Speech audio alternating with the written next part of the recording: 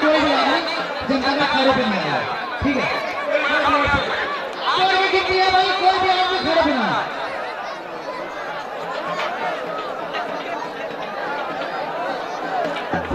Hello, ये रजत पहलवान दिल्ली हमारे जामा मस्जिद।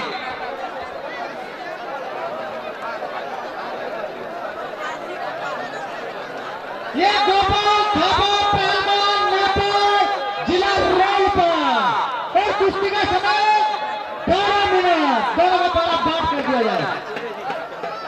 कोई भी आदमी जनता का खड़े पे नहीं आया भाई, बैठो मजा लो कुश्ती का। बड़ा पीटा है यार इसको, तो ऐसा थोड़ी होता है।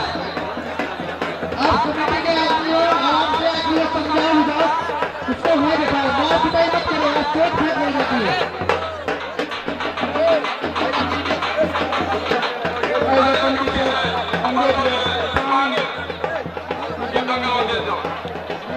शानदार मुकाबला चलता हुआ आपके बीच 1 मिनट 6 से 8 मिनट।